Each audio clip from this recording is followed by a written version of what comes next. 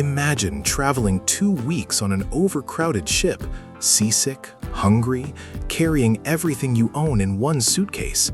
You sold everything back in Europe, left your family behind, spent your last savings on a third-class ticket in the stinking hole of a steamship. Finally, after days vomiting in the dark, you climb to the deck, and there she is, the Statue of Liberty. You made it to America. But your journey isn't over. There's one final barrier, an island in the middle of New York Harbor, where military doctors will examine you in seconds, where inspectors will decide your fate with rapid-fire questions, where families can be separated forever because of a chalk mark on your coat. Welcome to Ellis Island, the island of hope, the island of tears. Between 1892 and 1910, over 10 million people passed through here. This is what really happened when your great-grandparents arrived in America. On January 1st, 1892, Ellis Island officially opened as a federal immigration station.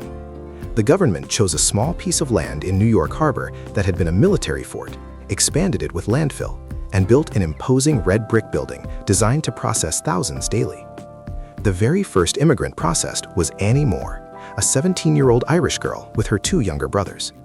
Officials gave her a $10 gold piece, and photographers captured the moment. But Annie's experience wasn't typical. Most immigrants didn't get ceremonies, they got inspections. The journey started weeks before arrival. Most immigrants traveled in steerage, the cheapest accommodation deep in the ship's hold.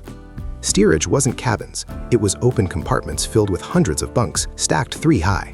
The air was thick with body odor, vomit, and human waste. Meals consisted of thin soup and hard bread. Seasickness affected nearly everyone. The crossing took 10 to 14 days. When ships finally entered New York Harbor, first-class and second-class passengers underwent brief inspections on board. If you had money, you avoided Ellis Island entirely. But if you traveled in steerage, you got ferried to the island for full processing. The approach was terrifying. Stories circulated constantly about people turned away. Someone's cousin got sent back because of an eye disease. Someone's brother got deported because he seemed too weak to work. Stepping off the ferry meant entering the baggage room, then climbing stairs to the registry room. Those stairs were the first test. Doctors stood at the top, watching everyone climb.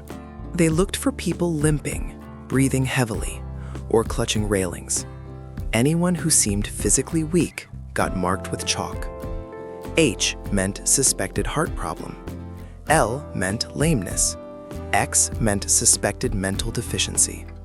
1 letter on your coat, and your fate was decided. The registry room, called the Great Hall, was where everything happened.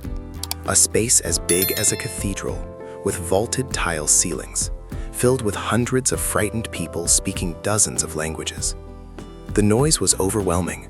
Babies crying, officials yelling, interpreters translating, all of it bouncing off those tiles until the sound became a roar of human desperation. The medical inspection came first. Doctors had 6 seconds. 6 seconds to determine if you were healthy enough for America. They called it the 6-second physical. They looked at your face for disease signs, checked your hands for tremors, watched your posture. If anything seemed off, you got pulled aside. The most feared part was the eye exam. Doctors used a button hook, a metal instrument designed for fastening shoe buttons, to flip your eyelid inside out. They were checking for trachoma, a bacterial eye infection that could cause blindness. Trachoma meant immediate deportation, no appeals. The button hook exam was painful and humiliating. Children screamed. Adults tried not to flinch because flinching might make doctors more suspicious. If you passed medical inspection without chalk marks, you moved to legal inspection. Officials asked 29 questions while comparing answers to the ship's manifest. What is your name? Age? Occupation? Can you read? How much money do you have? Who paid your passage? Where are you going? Do you have a job waiting? These weren't casual questions. They were traps. If you said you had a job waiting, officials might reject you for violating contract labor laws. If you said you didn't, they might reject you as likely to become a public charge. The correct answers required careful balancing. Most immigrants had been coached by relatives about what to say, but coaching didn't always work. The process took 3 to 5 hours for most people, but for those pulled aside for additional review, it took days. Ellis Island had dormitories where immigrants waited while doctors ran more tests. The dormitories were clean but prison-like. Wire mesh separated areas. The waiting was torture, with daily uncertainty about whether America would accept you. About 2% of immigrants got rejected and deported.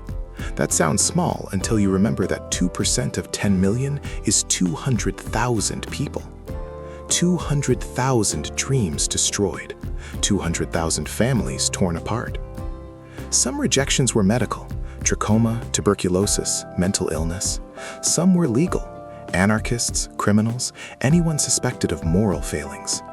Women traveling alone faced special scrutiny because officials assumed single women would become prostitutes. The most heartbreaking rejections involved families. If a child had trachoma but parents were healthy, families faced impossible choices. Send the sick child back with one parent while the other took healthy children to America. Some families chose to all return together rather than separate. Others made the brutal calculation that one sick child wasn't worth sacrificing everyone's future. These decisions happened in the Great Hall, in front of hundreds of strangers, while children cried. For those who passed inspection, Ellis Island had one more stop: the money exchange, where immigrants converted European currency to dollars at terrible rates.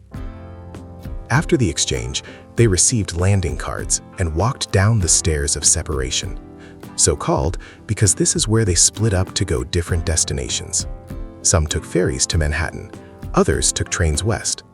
Everyone carried their landing cards like precious documents proving legal admission. Between 1892 and 1910, Ellis Island processed an average of 5,000 people daily. Some days hit 10,000 to 15,000. The system wasn't designed for these volumes. Inspectors got overwhelmed. Medical exams got even faster. Mistakes happened constantly. People with treatable conditions got deported. Healthy people got marked and detained. The chaos was by design. Officials wanted to discourage anyone weak or poor from coming. The immigrants who passed through Ellis Island transformed America. They built subways, skyscrapers, railroads. They worked in factories and mines. They opened businesses and started families. By 2010, over 100 million Americans could trace ancestry to someone who passed through Ellis Island. 40% of current US citizens have at least one ancestor who arrived here. But Ellis Island wasn't just an immigration station. It was a sorting machine, separating the acceptable from the unacceptable based on arbitrary medical standards and racial prejudices disguised as legal requirements. Southern and Eastern Europeans, Italians, Jews, Poles, were considered racially inferior to Northern Europeans and faced increasing hostility. By 1910, pressure was building for laws to restrict these undesirable immigrants. Those laws would come in the 1920s, effectively ending the era of mass immigration. Today, Ellis Island is a museum.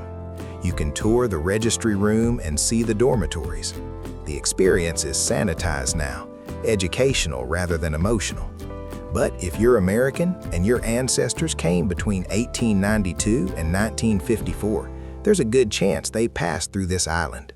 They climbed those stairs while doctors watched for weakness. They stood in those inspection lanes, answering questions that determined their fate.